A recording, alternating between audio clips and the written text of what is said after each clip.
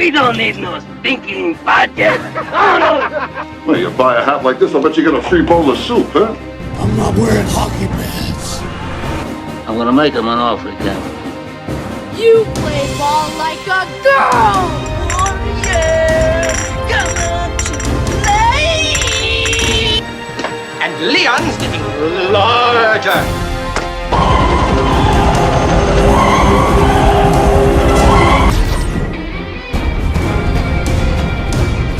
Nothing but pure and simple old-fashioned communism. But I was going into Toshi Station to pick up some power converters. Well, thank you very much. Can I be in charge for a while?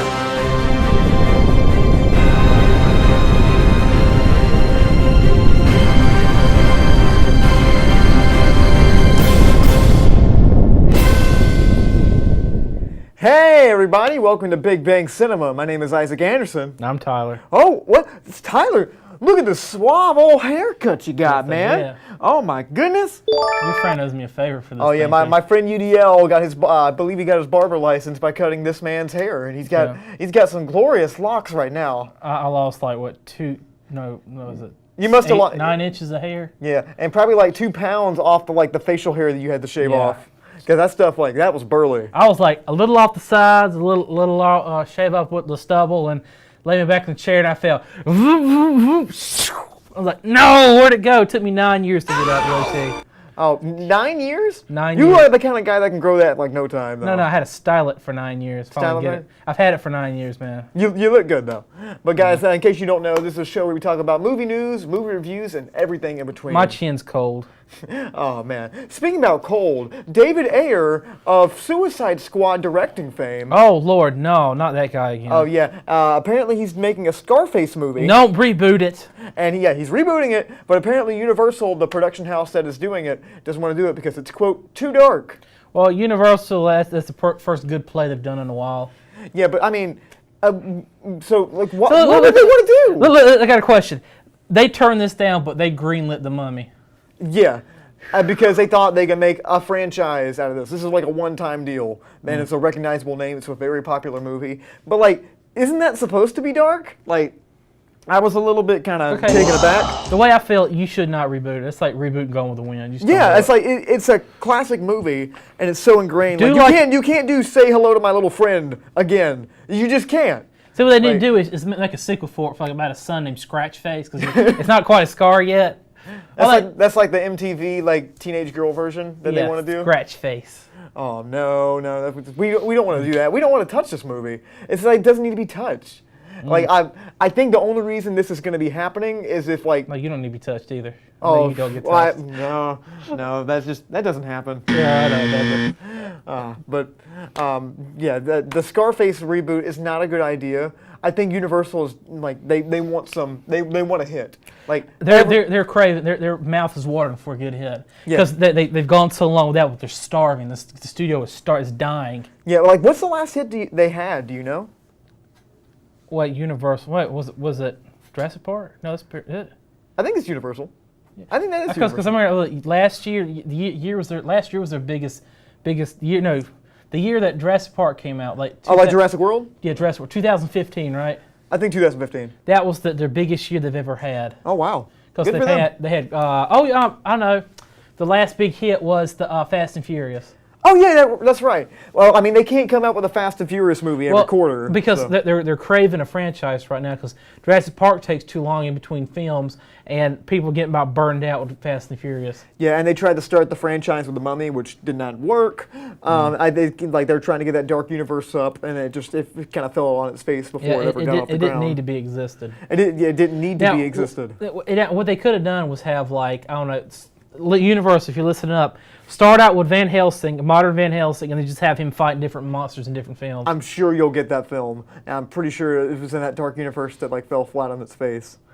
But David Ayer, if you were going to reboot Scarface, which you shouldn't, David Ayer is actually a good choice. He did, End of Watch. He also did Fury. This kind of his repertoire is too dark. And, a movie about a drug dealer and, a bunch of violence and drug use and, crime.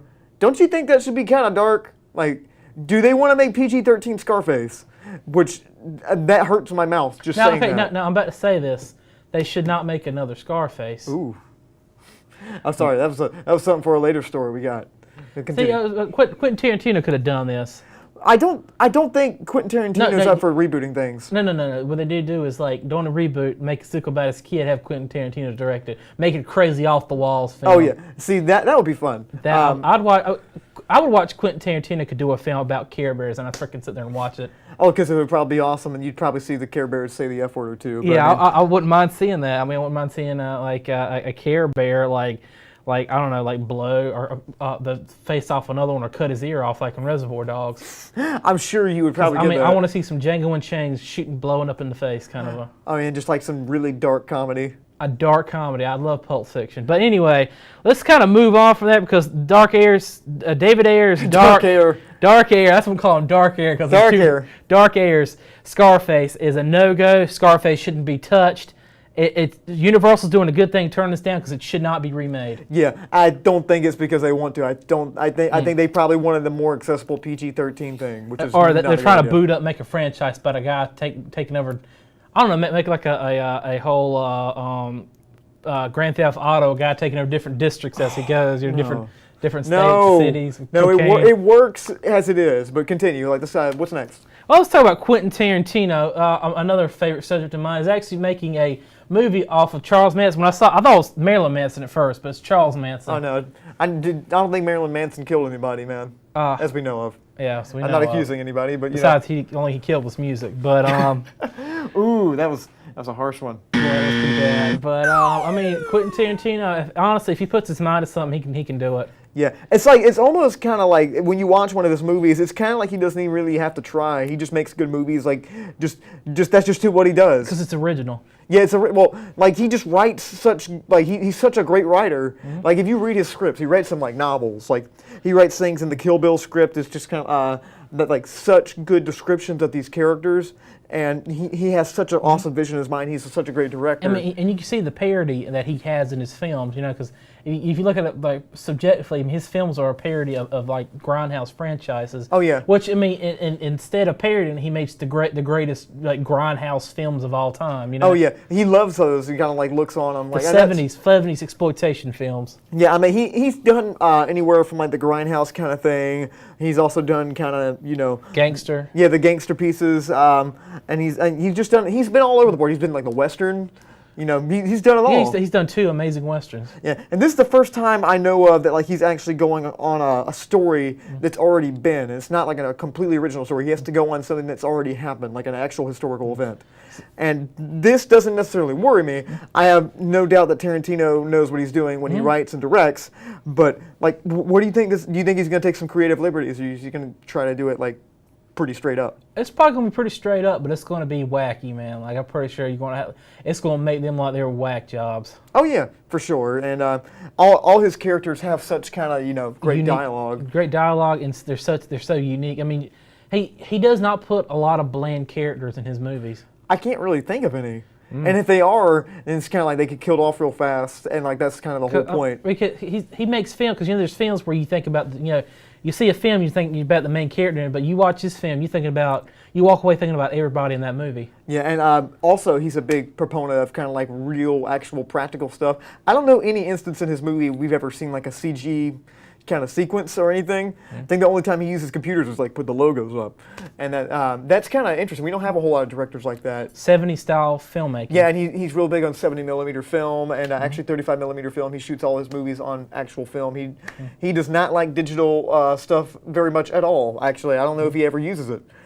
He might a little bit in the editing process, and that's just everybody. So yeah, it's where it's like a scene from the 70s, not lying. I mean, that old camera set up. That guy's mustache.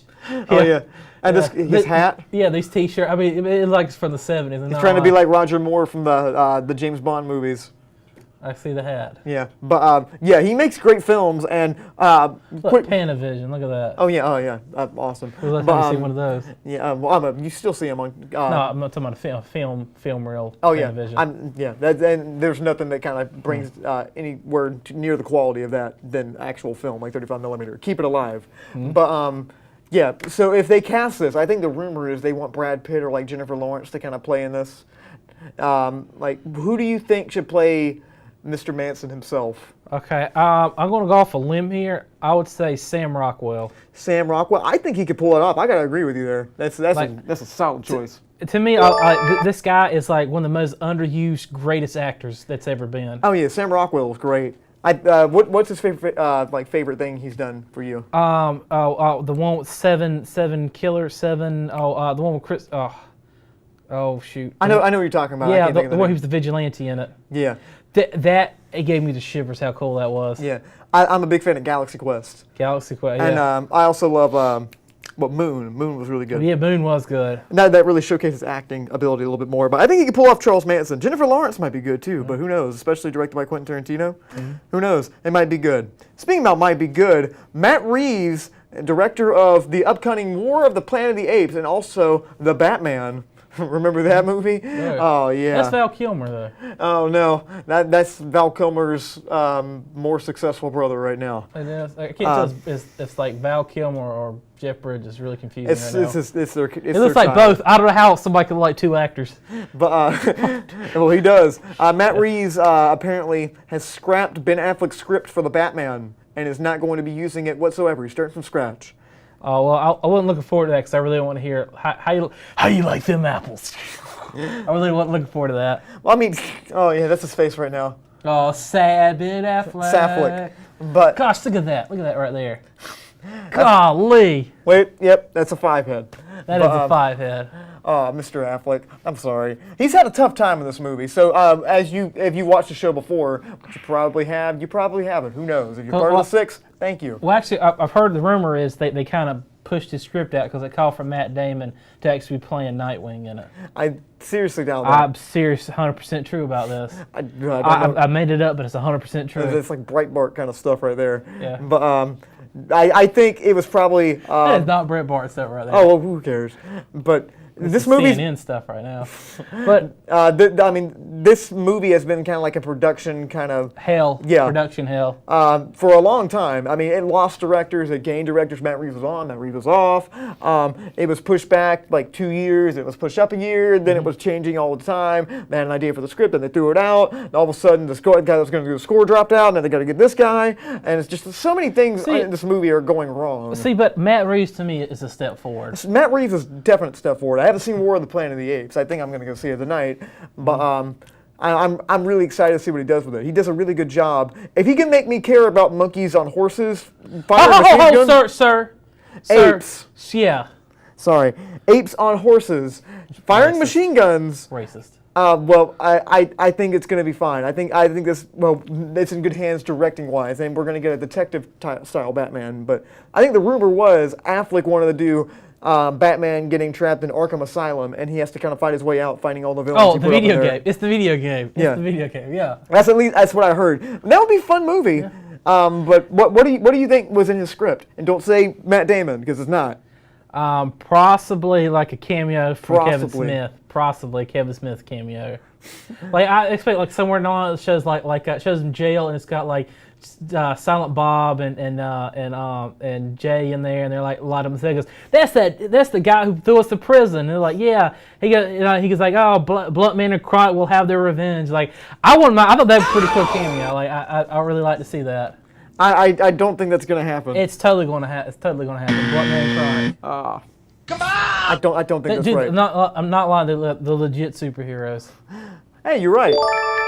No, you're not. But hey, at least it's not directed by this guy. But yes.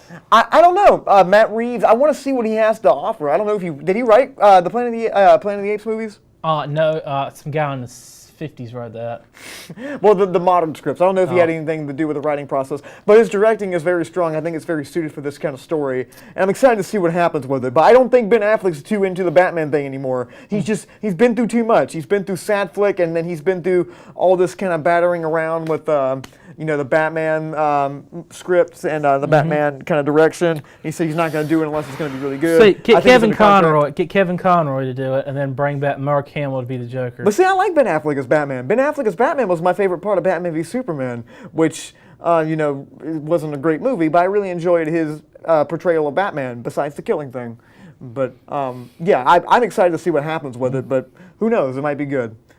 Speaking about might be good, the Darkest Hours trailer, starring Gary Oldman as Mr. Winston Churchill himself, is going to be coming into theaters pretty soon. It just came out with a trailer, which we can play behind us. Winston Churchill. Winston Churchill. Yeah, I know. It's some like he loves to play British people. I wonder why. I don't know. Yeah, because I realized almost everybody from England. He's played them almost. But I mean, this one's probably the most iconic prime minister. And he looks really good too. This is my biggest question: will Colin Firth will be like reprising his character as King George? I don't think so. I think this is probably going to be just like a character piece on Winston Churchill. I think he might be nominated for an Oscar for this. Who knows if the movie's any good? I think a man named John Wright directed this. He directed Pride and Prejudice and stuff. And Zombies? I think it's just Pride and Prejudice. Okay. He directed. But also, Ben Mendelsohn from Rogue One fame. He was director Krennic, I think, in Rogue One. Yeah, and there's John Wright himself. I'm looking at show him being a woman out of an alcoholic and a chain smoker, and like he was like he did all that and like died at his 80s. Wasted every day. And he was a chain cigar smoker. Oh, he ate nothing but fried British food and still lived to be like 80 something.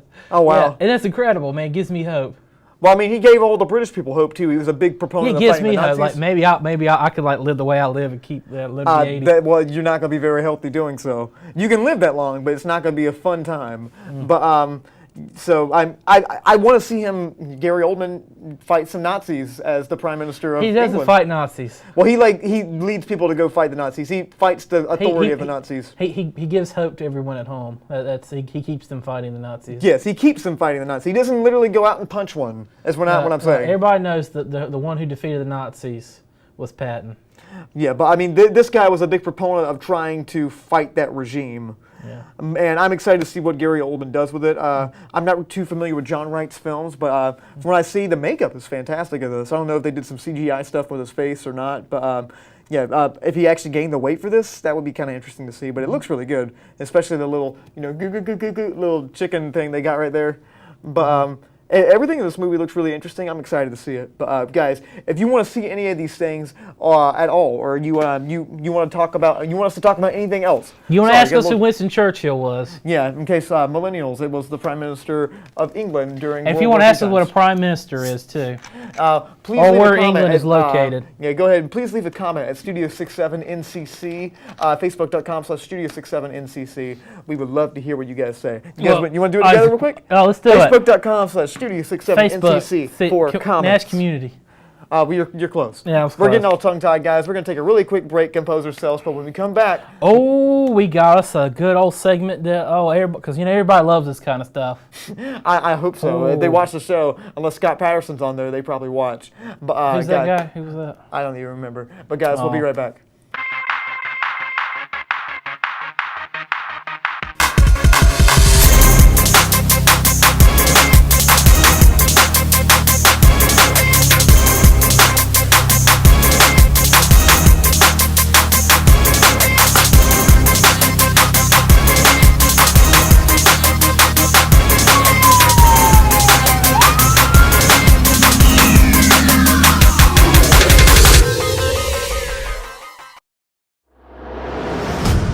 In a world where some things are beyond legend, they will search for answers.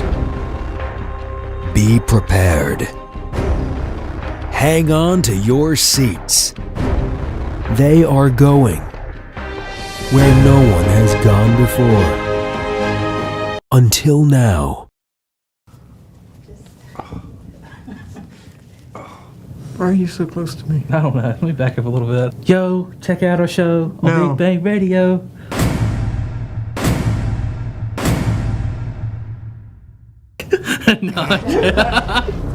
Okay.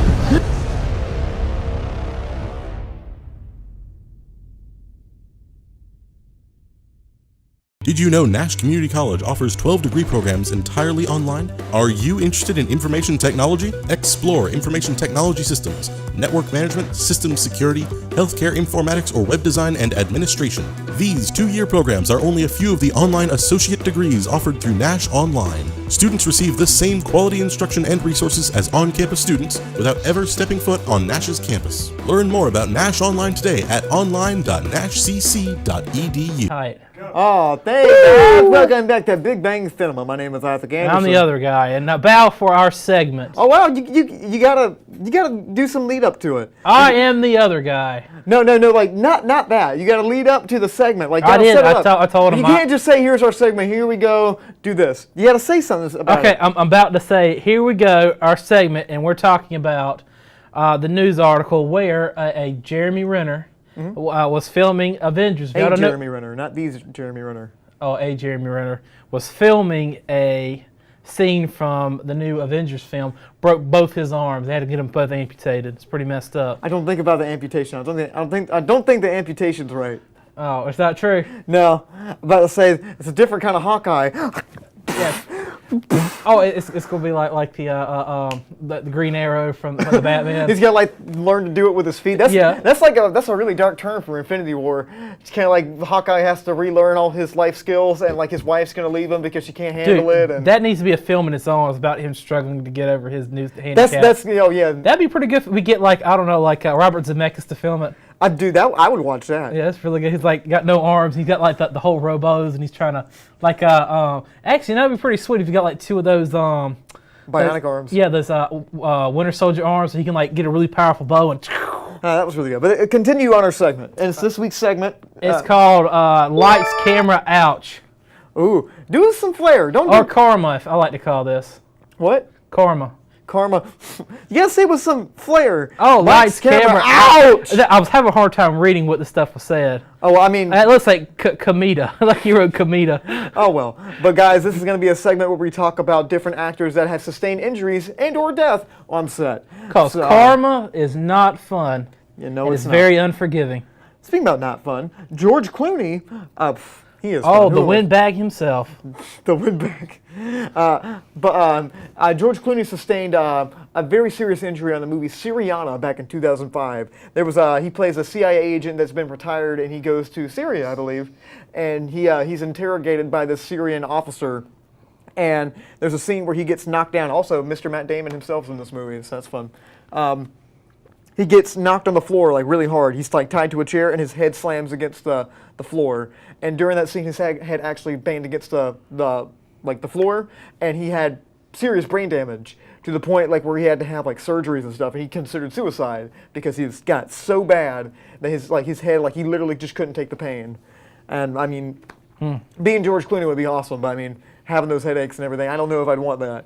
It explains his current stuff he's been saying. I really understand where he's coming from the brain damage. Oh, because you heard some of the speeches he makes he took credit for the civil rights movement. He did. I think that was before this, wasn't it? Or after it? This was after 2005. Took credit for so. He goes, I'm an actor and I was responsible for the civil rights. But you weren't even alive, man. You weren't even he was alive. Probably, you were 5 years old when all that stuff was going down. Oh yeah, and it's us actors have to lead the world into the new generation because we are the leaders of the world. We are the influencers. I remember that, but that's beyond the point. But why don't you go ahead and take the next one? Harrison Ford, something about SJW. Star Wars, man, Force Awakens. Star Wars Force. I don't know what happened. He got stabbed in the stomach and killed by his son. Yeah, that's no, his foot cracked, man. His foot cracked. Yeah, you never heard about that? No, I heard he had arthritis and he had arthritis flare up in his foot. No.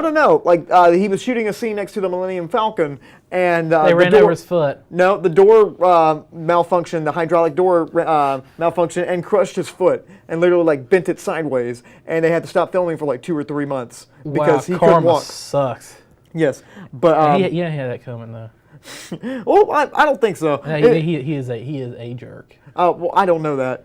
We don't know that. We've never met the guy. But yeah, he seriously hurt his foot, and he was bummed up for a few months, and that was big news. I remember when that came out.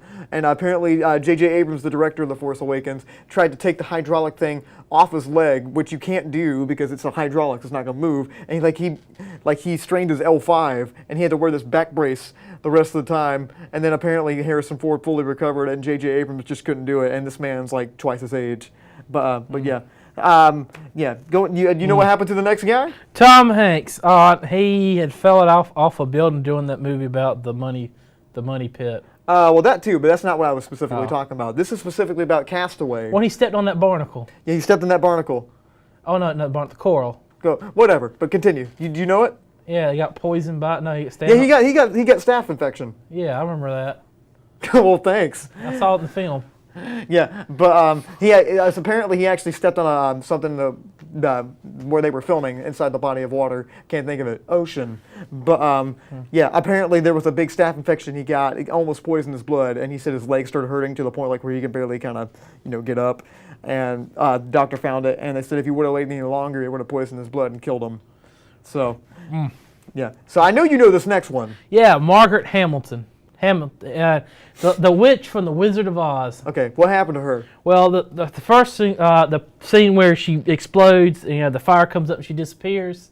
Mm-hmm. Well, the first thing they did she caught fire and had severe third-degree burns, and they had to stop filming and wait for her to recover in the hospital. That's a pretty serious thing, and she recovered fully, didn't she? Yeah, it took months. She got out of the hospital. They said it burned all the way up.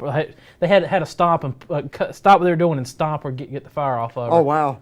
Wow, they were actually going back to the Salem witch trials. They were stomping the witches. Stomping the witches, stomping the fire out. Oh no. Horrible thing happened.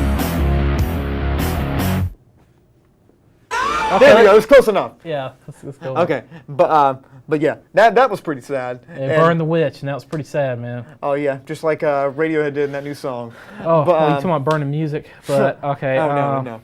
So this next one, I don't know if you know about the story, but I'll mention it. If you know it, you can take over. Okay. I heard about the Bruce Willis. I remember something. He got shot in the leg and all his hair fell out. Nope, that's not it. Okay. Bruce Willis on the set of Die Hard, the first one, the best one.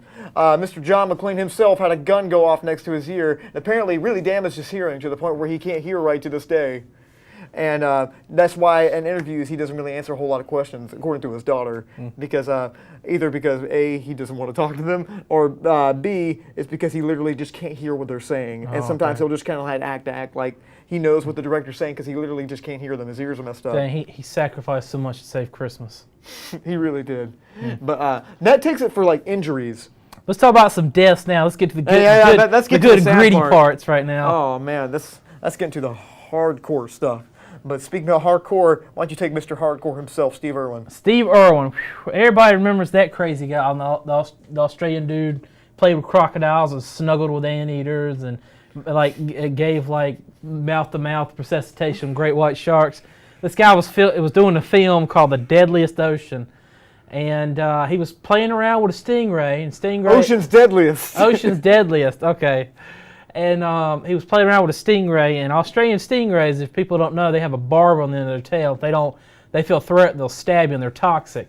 Stabbed him right in the chest. He's playing with stabbed him right in the chest, and put all the toxins right in his heart and killed him. Oh, yep. And I think they got some of it on camera because, it was for a documentary. Yeah. And I don't know, that stuff has never been released. I don't think it's ever going to. Probably not going to be released. In honor for his family. Well, personally, if you dig deep on the internet, you're going to find it. I'm sure. You can see one of these on the internet, I know for sure. But yeah. Steve Irwin, rest in peace. His kids are carrying on his legacy very well. I don't know what his wife's doing. If I was I'd stay away from animals if I was his kid. Apparently his kids love animals. I won't say his animals love kids because they probably do. But I'd stay away from them. I'd stay out of the ocean. Well, I'll take the next one because I don't believe you know about this person. Not a whole lot of people do. There was an actress back in the silent film era named Martha Mansfield, I believe. And she was a silent film actress. She played in Dr. Jekyll and Mr. Hyde, the first version back in the 20s. And she was filming a movie that was based in the Civil War. And she was wearing this big, long, poofy dress sitting in her car. This person pulls up next to her, and not thinking what they're doing, they flick their cigarette out the door, at the car door. And her window's down, and it catches on her dress, and she catches on fire and engulfs in flames. And she can't put it out because that huge dress is on her. She can't get it off. Yeah, and they waterproofed it with kerosene. I heard about that.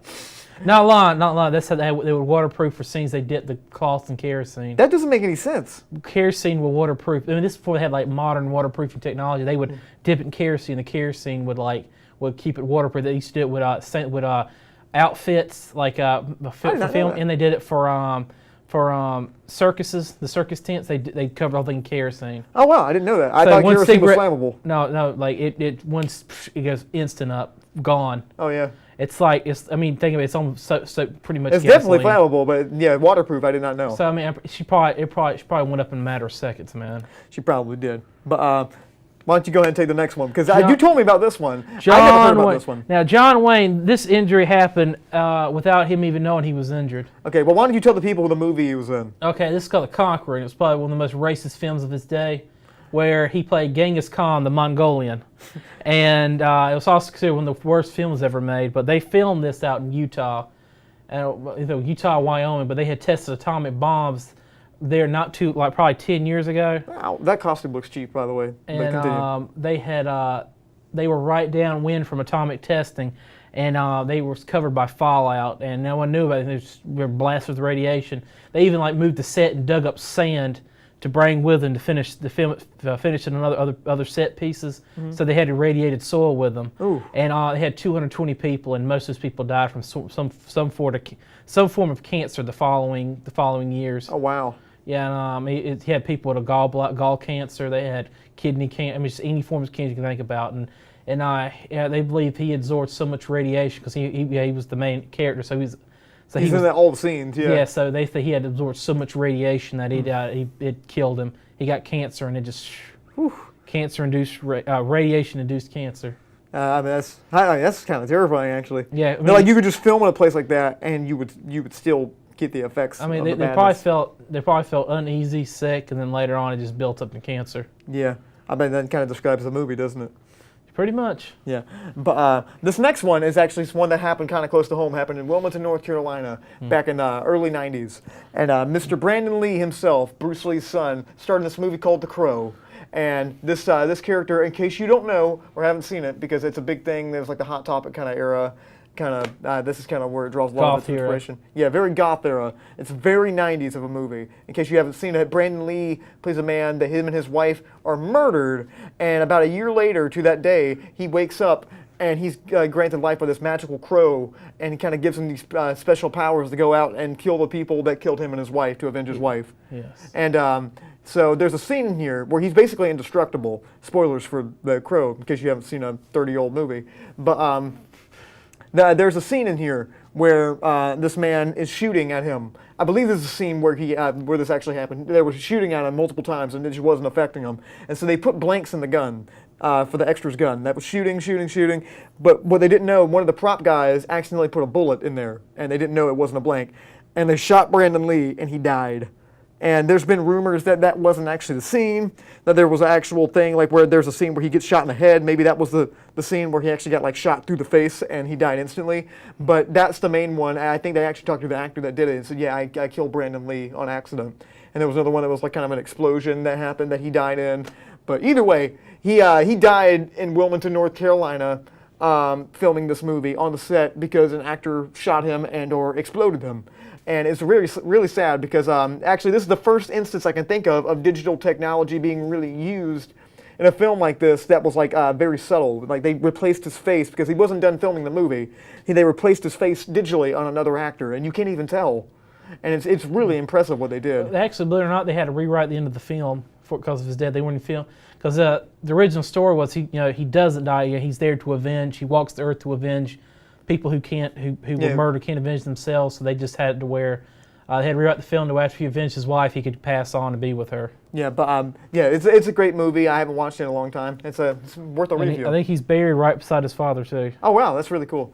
But now why don't you go take the last one? This probably takes the cake out of like film deaths. Back in the 80s, they had a Twilight Zone movie. If y'all know what Twilight Zone is, it's the show about the scary door. But they had a film about it, and it's about it's about a man and two kids at the very end, and they were Vic Morrow. They were on a platform. A helicopter was supposed to come down and land, but the helicopter tipped and cut his and the children's heads off. Yeah, they were actually inside like the body of water, I think, like when he was like trying to get away from the plane that was like shooting the stuff. It killed him and the children. Yeah, and it just like cut their heads off too. I think they might have kept it in the movie. I don't know. I think John Landis, the director, really wanted to. If you don't know who John Landis is, John Landis directed Blues Brothers. He also directed like movies, like I think he directed Rhinestone, which isn't his highest moment, but he also, he directed a lot of good comedies, and Three Amigos, he did Three Amigos, but yeah, this one was a really big tragic thing because he got charged with unintentional manslaughter, him and the crew. And I think he got away with it because it was like an accident. Like he didn't mean to do it. It wasn't intentional. And it was definitely a hard thing, especially when those kids died. With Vic. They're like 9 and 10 years old. Yeah, and the scene in and of itself, I think it's available on YouTube. Like you can look at the scene. Granted, you don't see like heads flying, but like you see like the plane go down, and you see the stuff like kind of engulf in flames, and then you see like everyone kind of freak out, and it's kind of something scary to see, to know that actually happened, and that's in a movie now. That's kind of weird to see. Don't think it's that exact scene where everyone gets their heads chopped off, but I think they had to refilm it for the estate of the people that got killed, but.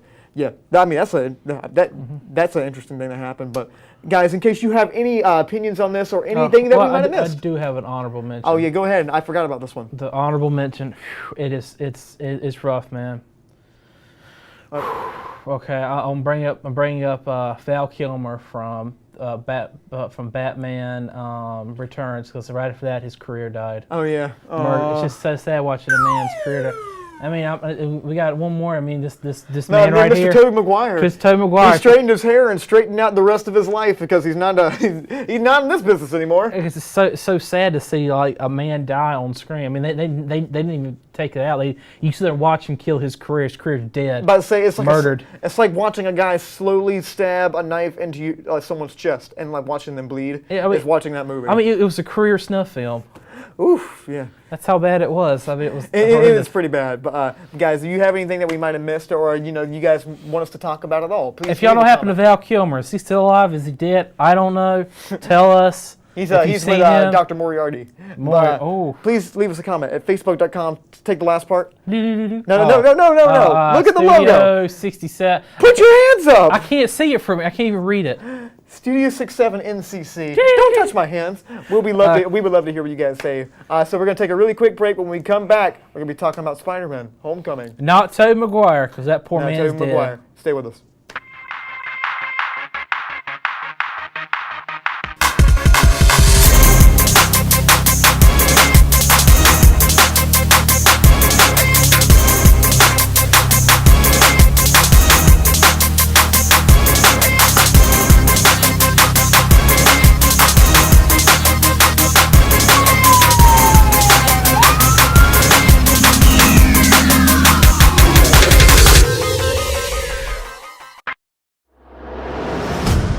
In a world where some things are beyond legend, they will search for answers.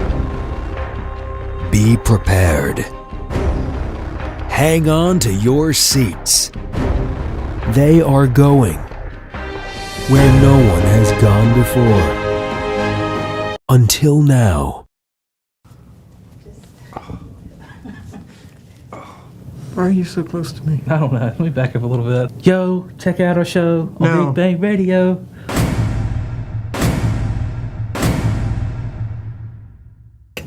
No. Okay.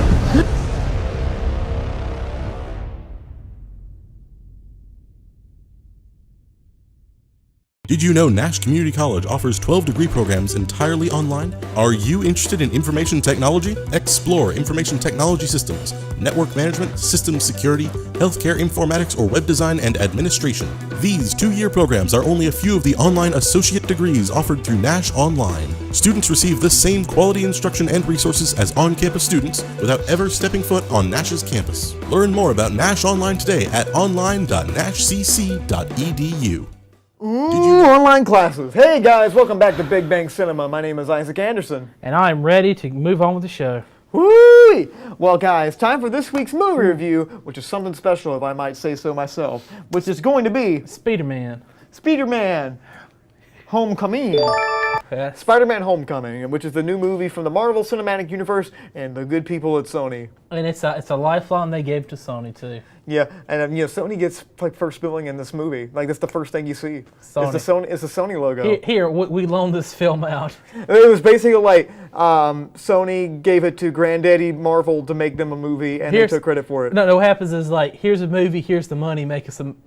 Here's the rights, here's the money, make us a movie. Yeah, and this is. See, I see this ironic. They bought the film franchise, and then they subcontracted back out to who they bought the film film franchise from. Because they realized they couldn't do it, but they just couldn't do it, man. But in case you don't know what this movie is or haven't heard about it, Coca-Cola could have done it better than Sony. I don't know about that. Columbia used to be Coca-Cola. Oh yeah, well of course. But in case you don't know what the movie is, Spider-Man, played by Tom Holland, is going around. He's been Spider-Man for a little bit now. He's trying to stay around New York. I wouldn't say he's Spider-Man. Well, he's a kid with spider powers. He's a kid with spider. Well, he's definitely Spider-Man, but like he's the Spider-Man. But so he's going around and saving people, and eventually he comes across this man known as the Vulture. The Birdman. No, he's not the Birdman. He plays the Birdman. He is Mr. Birdman. Michael Keaton himself. He's Birdman. And some things occur. So Tyler, what do you think about this movie? I think it was better than the last 3 or 4 I've seen. Oh, really? I would say I would say this is better than the first Spider-Man film, but I would say it's probably not as good as the second one. Oh, the second one's my favorite. To me, the second one is just like you can't beat it. It's hard to beat, yeah. But it's better than 3 and all the Amazing Spider-Mans. Well, anything could be better than 3. I'm pretty sure some of the Neil Breen movies we watch are better than 3. Yeah. But yeah, going on my opinion on this, I really, really enjoyed this film. This movie was great. I see a different perspective from the kid, because every Spider-Man film you see, like, well, it's 20 minutes of high school, now I'm off to college. Yeah, and he doesn't look like a 34-year-old narc in high school. Yeah, he looks like a 35-year-old played at 15. And now, I mean, he's about 20, but he looks He's like my age, yeah. He looks like a 15-year-old. Yeah, like I buy him as like a young guy, and he's really great in this role. But let's go ahead and talk. Yeah, let's keep talking about Tom Holland. See him. He had the quips, where he's fighting a villain and he nags them, or he just makes fun of them. I like seeing that. I like to see him, because before they look real awkward. Like Tobey Maguire to me was awkward. You should change. Yeah, it was awkward, and then I just he was very Peter Parker. Very Peter Parker. He's an amazing Peter Parker. Yeah, I really bought Tobey Maguire as Peter Parker. Like he was just kind of. I'm really awkward, and I'm trying to do my best. See, but I like seeing the because he's hyper. He doesn't quite know what he's doing yet. He's a very millennial Spider-Man. Well, I mean, Spider-Man. I mean, he is Spider-Man. I really see him as Spider-Man. Yeah, and he's great. And you can project yourself as him, because Spider-Man's known as kind of like the kid in high school that really wasn't the most popular, the one that was kind of beat down a little bit. And you see in this movie, you can kind of see his social life kind of crumble because he has the responsibility of saving people as Spider-Man. And it's really like you kind of see it take a toll on his life, and you kind of see his he can have a relationship with Aunt May. And I mean, you see him, like, the people he bullies idolize his alter ego, but his crushes like his alter egos too. And it was just. Yeah. And he's like he can't use that for his own benefit. Like he really has to be the better man. And Iron Man is also in this movie. Robert Downey Jr. is in this movie. Because I mean, somebody had the chance. Someone was in a situation, they'd be like, "I'm Spider-Man, y'all. Y'all like Spider-Man? I'm Spider-Man." Yeah, and he doesn't go around trying to spread his secret identity. He does the great power comes great responsibility, and it's not said in this film. Not really spoilers. You should just probably know. But yeah, let's go ahead and let's talk about just kind of the story of this movie and kind of the things that they did that I was really happy with. I was more happy with the stuff that like they didn't put in there. It's like they didn't have Uncle Ben getting shot again. Thank God. I was kind of expecting maybe something in there about that. It's not really spoiling, but you should probably just know that's not that part is past the movie. You're like he's in this world already. He's been in it for a little bit, and Aunt May's definitely there. And one thing I will say about this, Marissa Tomei, yeah, she's very hot, and they make a very big point in the movie to tell you she's hot. I don't know if I was really feeling all the stuff they were trying to do with that. They could have probably just thrown it in a few times, which they did, but it was like Ultimate May. Yeah, and Marissa Tomei is very attractive, and also she was wearing kind of like all these hipster clothes, just hanging around the house. Like, what does she do? Well, that's Ultimate Spider-Man. Well, she's supposed to be she does what is it called? Real estate. Oh, well, I mean, she's wearing all these like really trendy fashion stuff around the house. It was kind of neat. But yeah, what did you think about kind of like the story and how it went out without saying any kind of spoilers? I like the way it went because I mean, I haven't seen a story like this in a Spider-Man film or a superhero film because you know you have a villain and you see just as much as the villain's life as you see his own. I mean, it's just not I'm here, I'm bad, but you actually see him. I mean, he's one of the. You kind of relate to the characters. I mean, you can really relate to Spider-Man and you can relate to the villain. And it was really good screenwriting too, because the way that Peter Parker is kind of going about his life and the way that Michael Keaton's character is going about his life, they're kind of the same, but they're just opposite ends of the spectrum. They both want. That's good screenwriting. That's for those that are into screenwriting.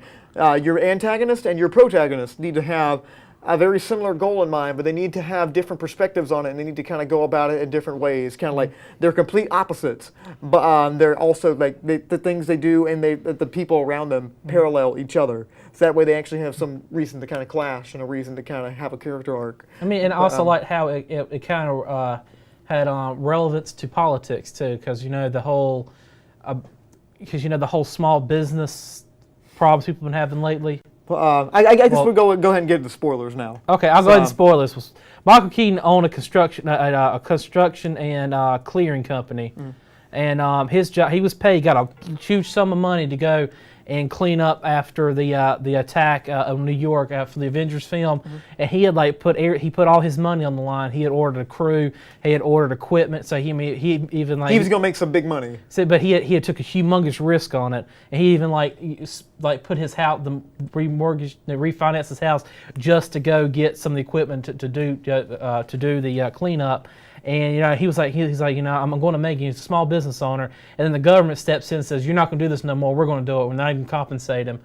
So I mean, it's just they just squashed over a small business owner. So you can see where his frustration's coming from. I don't know. I think it was more of a setup for the character, but the Michael Keaton character in and of itself, I really enjoyed. I mean, you can see where he's like, "How am I going to feed my family?" I mean, they're like, you understand why he's doing the things he's doing. Yeah, because it's not a cheap thing. Because if he hadn't done this, I mean, he would have lost everything. He would have lost his house. Yeah. He would have lost his car. His daughter he couldn't pay for his daughter's education. And if we could put the spoiler banner back up, just make sure that people don't really know. I'm about to spoil a little bit of the main plot point here. So Michael Keaton, it says early on he has a family, and this is a twist I don't think anybody really saw coming. I thought about it, but I'm like, no. And like it's too kind of far out there. But they did it, and Michael Keaton has a family, and it's Peter Parker's girlfriend's prom date's father is Michael Keaton, and you don't see it coming.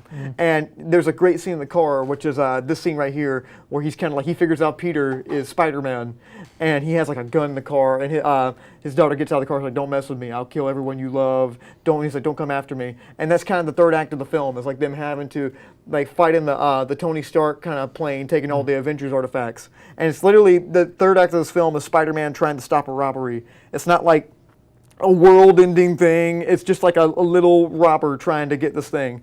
And the end, which is something I was very happy about, and I think you were very happy about too. Yeah. The last few Spider-Man movies that started off the series had instances where like the Green Goblin, like he stabbed himself on accident, and it's like, yeah, you don't tell Harry, and now Peter's got to kind of cover that up. Well, he's gone for all the rest of the film series. Yeah. Then Dennis Leary gets killed in the Amazing Spider-Man. Yeah, but and then he has to cover up to Gwen Stacy that like his father. Her father died. Yeah. And this one, I'm like, oh my goodness, they're going to do this again. We're going to have the same Sony train of doing this. And they don't do it. Venom died. I mean, it's just, you don't kill off his villains and try to make more movies. Yeah, well, especially like the whole father thing of someone you know and you have to cover it up.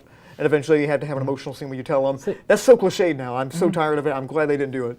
I mean, because Spider-Man, I mean, he saves people. He doesn't just let them die. Yeah. And I really appreciated also Mr. Robert Downey Jr., Iron Man in this movie. He played a father figure to Spider-Man. He even commented, he goes, "Well, I'm the father figure here." Yeah, and he gave him the suit that like he couldn't control. Like he took the training wheels program off of it, which is kind of like an inhibitor to try to make sure his suit doesn't have all the capabilities it possibly can. Now it's basically an Iron Man suit. I'm glad, and it kind of showed you that Spider-Man doesn't need that kind of a suit because it just got way too complicated. He didn't know how to use it. Well, he just jumped right into it. He didn't like, bother to learn anything. Yeah, well, he didn't bother to learn anything. It was really complicated, and at the end, he had to fight just the Spider-Man. That's what made it special. It's not all the fancy gadgets. He doesn't need those, and he gets the suit taken away. And I imagine the one he has now, he's just regular Spider-Man. And I'm happy about this. But overall, it's a great movie. Probably, and also the only complaint I have is Zendaya's character. I wasn't really feeling that, but that's a minor complaint. But well, she was here to get the millennials in the film. I think so too. But I mean, I wasn't feeling the character. To me, I feel like this man right here stole that entire show. I don't know. Tom Holland stole the show for me. See, I mean, it's just amazing to see him, like, this crew, and then he's not like, oh, I'm here, I'm evil, but you see he's probably one of the most 3D villains I have seen in a long time. And do you think we're going to see him again? We're probably going to see him again. I mean, it's just my favorite part about it all is at the very end about. No spoilers. Spoilers. We don't have spoiler banner up. Okay. There we go. There's the spoiler banner. At the very end, he gets caught. He's in jail, and then the Scorpion, the guy. Well, he's not quite the Scorpion yet. Yeah. He's like, I heard you know who Spider-Man is, and he's just like, if I knew he was, he'd be dead. And he kind of walks away, and you think he just kind of, because he was like, I'm going to find him, kill his family, and kill his loved ones. And he walked away, and he had a smile on his face. He just like saved Peter's life, saved Peter's family's life. But I really enjoyed this movie. What did you think? I loved it. I honestly say it's probably one of the best Spider-Man films I've seen in a long time. Me too. What would you give this movie? I'd give it like a 9.2 out of 10. Wow. Why do you always do those weird percentages, like 9.25, 9.47? Like, why do you do those? Like, why don't you just go 9.5 or something like that? 9.2 out of 10. I would have gave it a higher score, but there were some things I felt were kind of missing out of it. Well, I mean, me too. I'm going to give this one an 8.5 out of 10. Like, I felt like I would have given it a higher score if it had some J. Jonah Jameson scenes in there. Yeah, I was hoping we'd see. Also, I love the Captain America little things they put in there, but. See, I mean, you can't recast perfection. That's the sad part. Yeah, I know, but I want to see him back in there. But guys, thank you so much. We do appreciate it. If you have any opinions on the movie or anything else we've talked about, please leave a comment at our Facebook, facebook.com/Studio67NCC. We'd love to hear what you guys think. So, yep. So, guys, we're going to take a really quick break, only about a minute or so. So, when we come back, we're going to give you some facts about the 2002 Spider-Man. Stay with us. Nash Community College offers 12 degree programs entirely online. Are you interested in information technology? Explore information technology systems, network management, systems security, healthcare informatics, or web design and administration. These 2-year programs are only a few of the online associate degrees offered through Nash Online. Students receive the same quality instruction and resources as on-campus students without ever stepping foot on Nash's campus. Learn more about Nash Online today.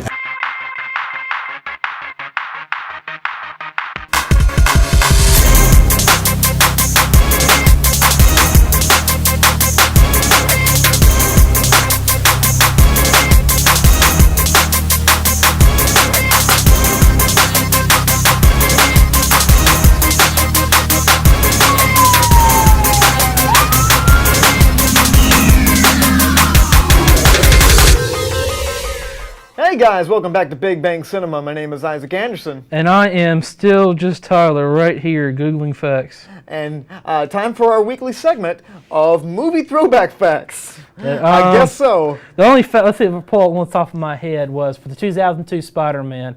The original casting, well, they actually wanted Jake Gyllenhaal to be Spider-Man, but he turned it down. And they eventually got Dave Franco was cast as Spider-Man. And James Franco, excuse me, was cast as Spider-Man. Excuse me.